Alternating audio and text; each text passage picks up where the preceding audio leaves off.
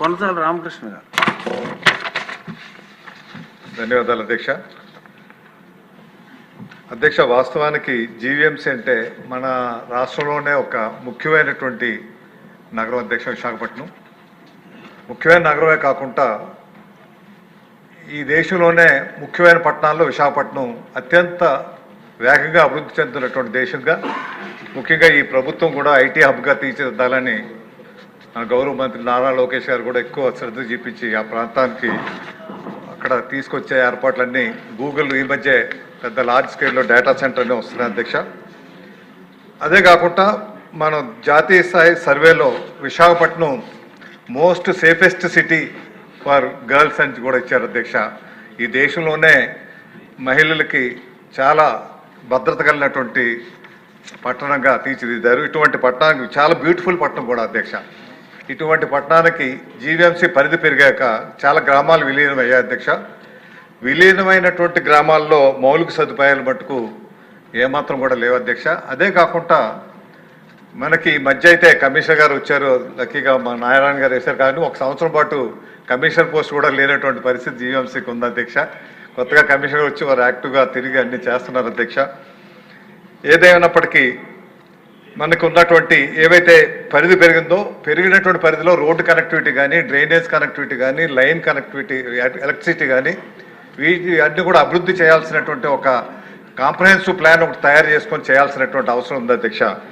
ఎందుకంటే మనం ఇప్పుడు ఐటీగా అభివృద్ధి చెందుతుంది, వివిధ ఇండస్ట్రియలైజేషన్ కూడా ఎక్కువగా అవుతుంది కాబట్టి మౌలిక సదుపాయాలు కల్పించాలి. అదేవిధంగా మంత్రి గారు ఖాళీలు జోనల్ ప్రకారం అన్నారు. అసలు విశాఖపట్నం జోన్కే సుమారు అనకాపల్లి జోన్కే సుమారు 300 ఖాళీలు ఉన్నాయి అధ్యక్ష. అధికారులు చెప్పిన ప్రకారం 300 అన్ని కేటగిరీలు కలిపి. అంటే మెయిన్ ఈ మధ్య టీపో మొన్ననే వేశారు, టౌన్ ప్లానింగ్ వాళ్ళు ఎవరూ లేరు అధ్యక్ష, అందరూ కూడా ఇన్ఛార్జే అధ్యక్ష. కమిషనర్ కూడా ఈ మధ్య రావటం జరిగింది, జోనల్ కమిషనరు. ఇవన్నీ కూడా పూర్తి చేయాల్సినటువంటి అవసరం, ఎందుకంటే మన రాష్ట్రానికి చాలా ప్రెస్టీజియస్ సిటీగా తీసుకొని చేయాలి అధ్యక్ష. అక్కడ ఉన్నటువంటి అది ప్రణాళిక, ఒక నిర్దిష్టమైనటువంటి ప్రణాళిక ఈ మౌలిక సదుపాయాలను చేయాల్సినటువంటి అవసరం ఉంది. వీటితో పాటు ఏవైతే డ్రైనేజ్ సిస్టమ్ ఉందో ఆ డ్రైనేజ్ సిస్టమ్ పూర్తిగా క్లాగ్ అయిపోయి డీసిల్టింగ్ కూడా లేనటువంటి పరిస్థితుల్లో ఎంత ఘోరంగా ఉందంటే అక్కడ అధికారుల పనితీరు అయితే గతంలో మన అధికారులు వచ్చిన వెంటనే ₹1 కోటి అదృష్టవశాత్తు ఇక్కడ మంత్రి గారు నారాయణ గారు మంజూరు చేశారు డీసిల్టింగ్కి. అక్కడ మన ఎలక్షన్ కోడ్లో 1 వీక్ ఎలక్షన్ కోడ్ వస్తే ఆ 1 వీక్లో డీసిల్టింగ్ అయిపోయిందని చెప్పి అధికారులు రికార్డు ఇచ్చారు అధ్యక్ష. వాస్తవానికి డీసిల్టింగ్ అంటూ ఏమీ జరగలేదు, ఇంత అవినీతి జరిగి అయిపోయిందని చెప్పారు అధ్యక్ష. వెళ్ళి చూస్తే అక్కడ ఏం కాలేదు. అందువల్ల డీసిల్టింగ్ కూడా లార్జ్ స్కేల్లో చేయాల్సినటువంటి అవసరం ఉంది. లూజ్ అండ్ సేవర్ ఉంటాయి, అవన్నీ కూడా కనెక్ట్ చేయాలి. అనకాపల్లి జోన్లో ఎస్టీపీ ఒకటి ఉంది అధ్యక్ష, అది పూర్తి స్థాయిలో పనిచేయట్లేదు. గతంలో ఎప్పుడో 15 సంవత్సరాలు 2005 సంవత్సరంలో పెట్టినటువంటి ఎస్టీపీ ఇప్పుడు పనిచేయలేనటువంటి పరిస్థితి ఉంది, అది పూర్తి స్థాయిలో పనిచేయాలి. ఇంకో విచిత్రం ఏంటంటే అధ్యక్ష, ప్రతి చోట కూడా మున్సిపాలిటీస్లో డంపింగ్ యార్డు ఎక్కడో ఊరు బయట ఎక్కడో పెడతారు, కానీ అనకాపల్లి విచిత్రం ఏంటంటే మున్సిపల్ ఆఫీస్లోనే ఉంది అధ్యక్ష. ఊరు మధ్యలో మున్సిపల్ ఆఫీస్లో ఉంది, ఇప్పటికీ కూడా తరలించే ఏర్పాటు చేయలేదు అధ్యక్ష. ఎవరికైనా మున్సిపల్ ఆఫీస్ ఇదని చెప్పడానికి కూడా మాకు సిగ్గుపడే పరిస్థితి ఉంది అధ్యక్ష. దీన్ని మార్చాలి. గత ప్రభుత్వం ఎటాగా పట్టించుకోలేదు.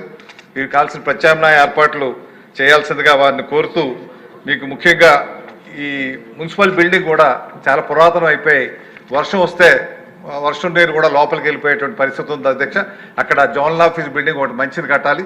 తర్వాత ఆ మున్సిపల్ ఆఫీస్ ఊరు మధ్యలో ఉంటుంది, మీకు తెలుసు అధ్యక్ష. అక్కడ ఒక కమర్షియల్ కాంప్లెక్స్ కూడా పెట్టి ఒక మున్సిపల్ ఆఫీస్ 2 కూడా పెట్టచ్చు.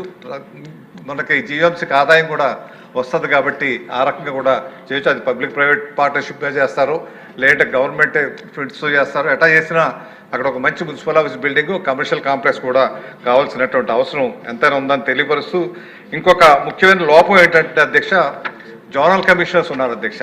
ఈ జోనల్ వ్యవస్థను నియోజకవర్గ స్థాయిలో జోన్స్ కింద విభజిస్తే అప్పుడు పరిపాలన సౌలభ్యం జరుగుతుంది కాబట్టి గతంలో శాసనసభ్యులు అందరూ కూడా ఏకగ్రీవంగా అడిగారు అధ్యక్ష.